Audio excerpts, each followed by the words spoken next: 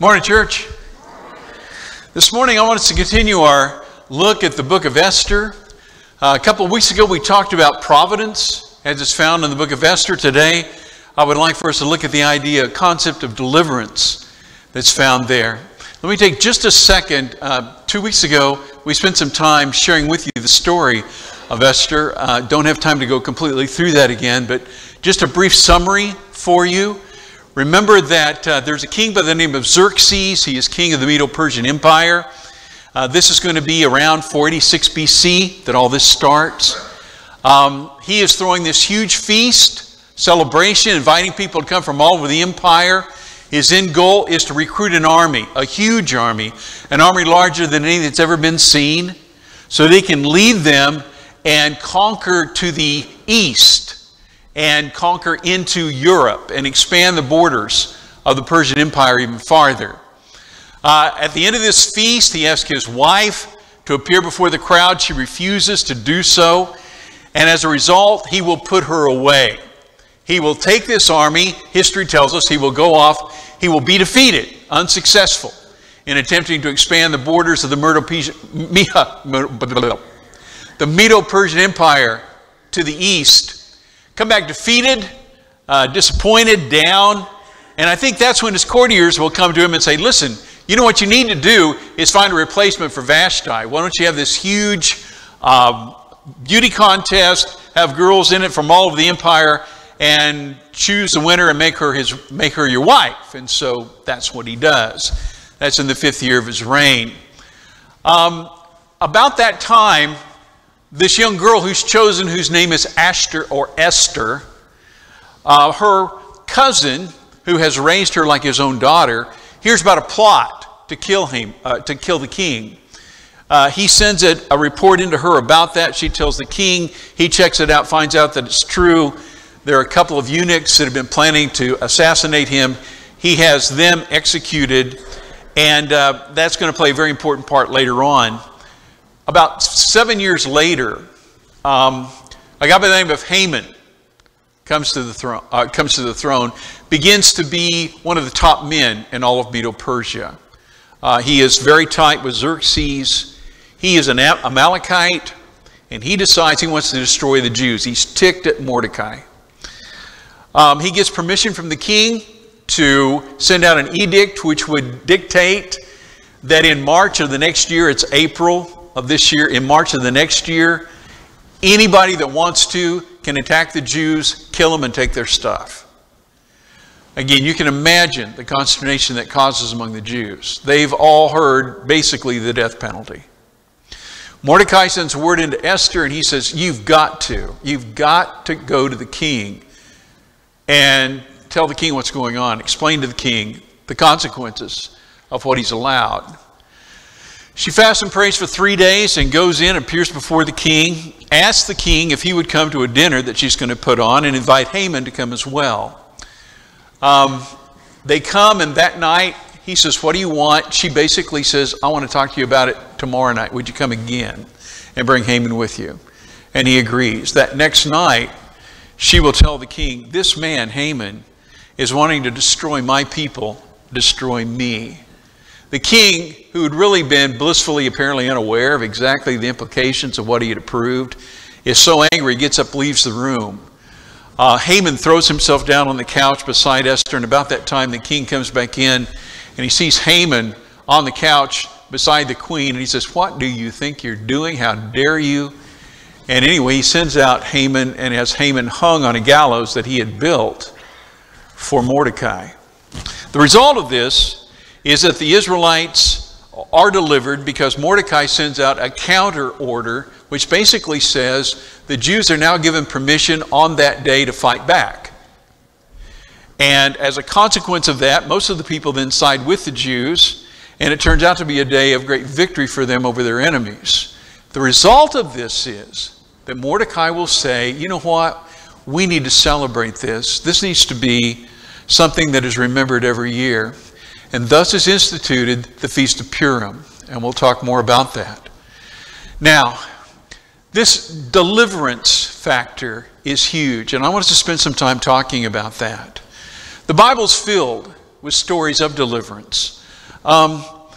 Remember, Joseph is sold into slavery in Egypt, and by the providence of God, he will become the second most powerful man in Egypt.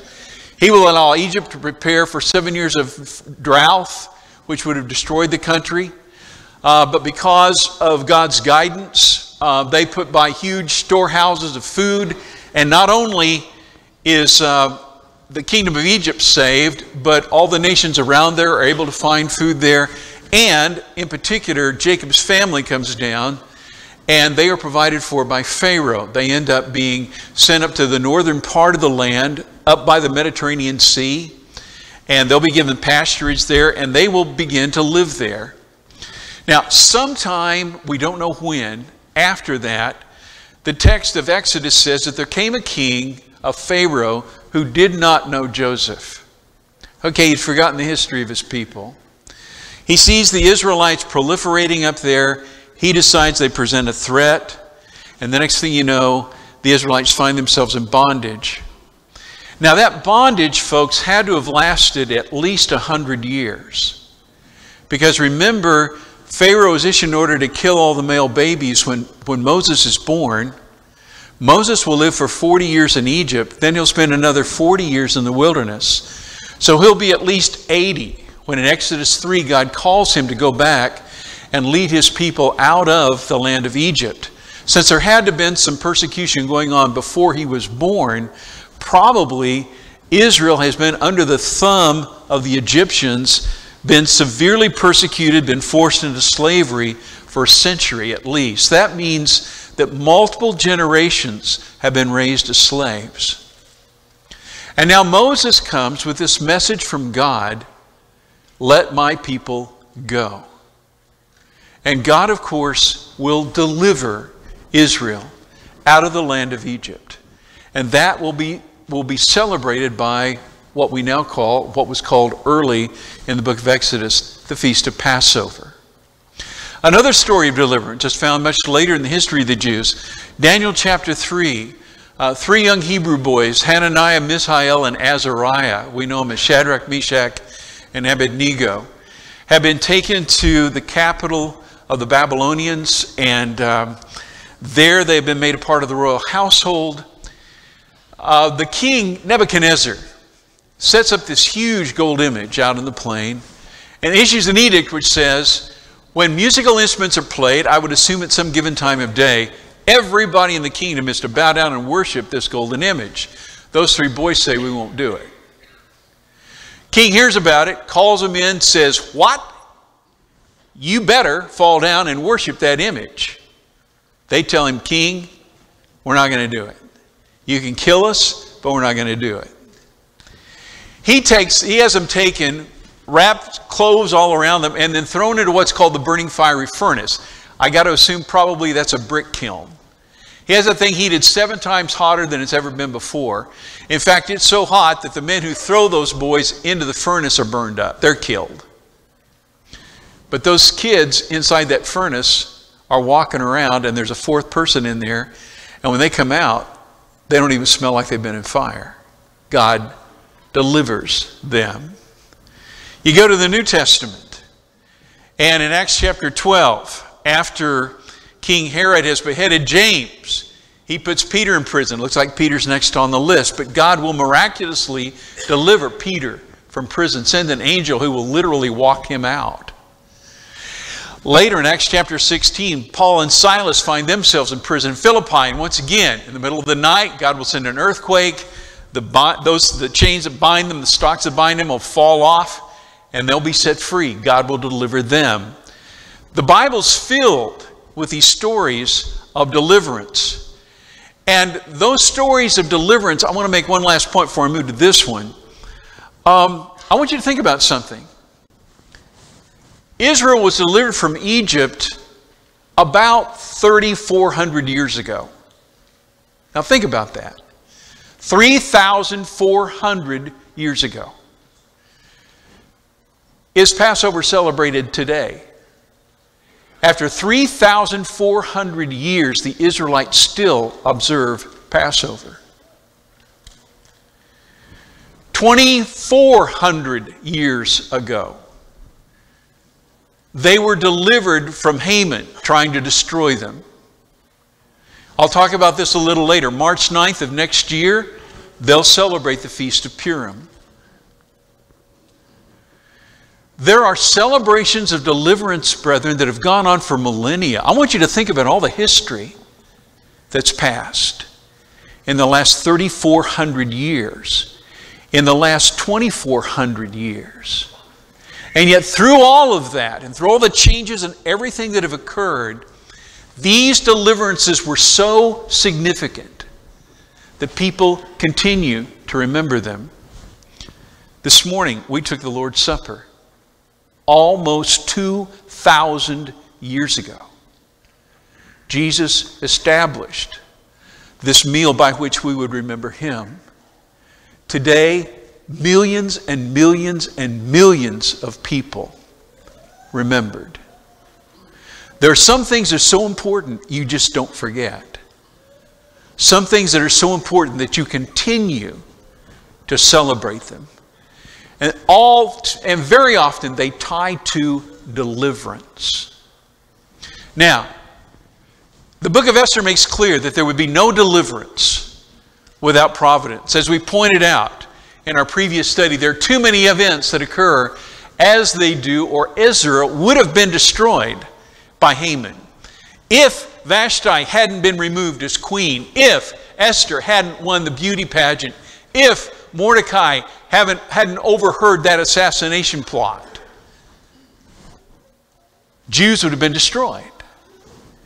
If Haman hadn't been caught on Esther's couch by the king, the head, the one who wanted to accomplish all of this, wouldn't have had his life taken, would have been punished for it. But those first three, think about this. Vashti is removed as queen, Esther wins the beauty pageant, and Mordecai overhears the assassination plot. And this is years, folks, before Haman ever plots to kill the Jews. All those things had to take place in order for Israel to be delivered, and Haman hadn't even started plotting yet. What's that tell you? Something that's very, very important. Very often, I believe, when we pray, God started answering your prayer long before you ever prayed it.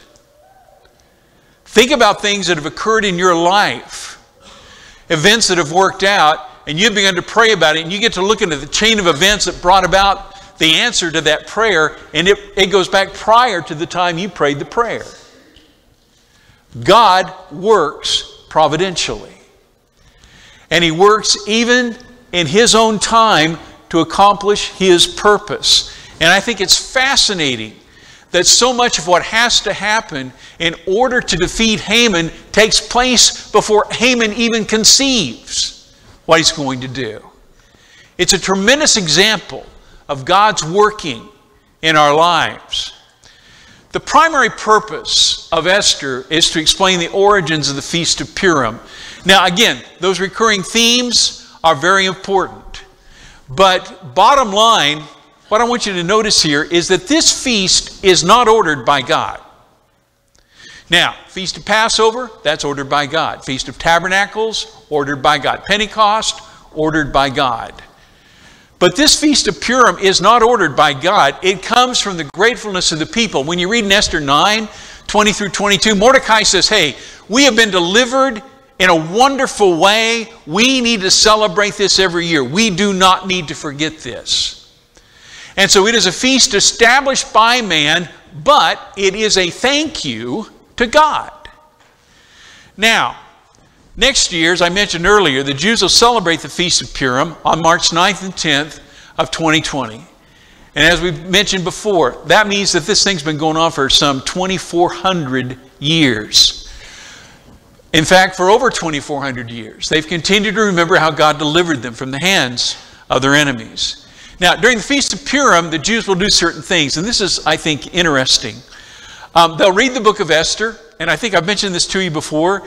Traditionally, they'll sound noisemakers to drown out Haman's name every time he's mentioned. The children are allowed to boo and hiss every time Haman's name is mentioned. And so they'll read the story, and every time Haman's name comes up, boo, hiss, and sound noisemakers. You know, he's the bad guy, and he was defeated.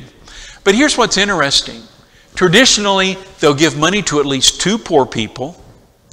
They'll provide at least 2 types of food to one needy person, along with holding a festival celebration feast. Now, the reason that I think this is real interesting is clearly in the tradition of the Jews, they could see if God has delivered us, and he did, then shouldn't we, in thanking him, seek to deliver others?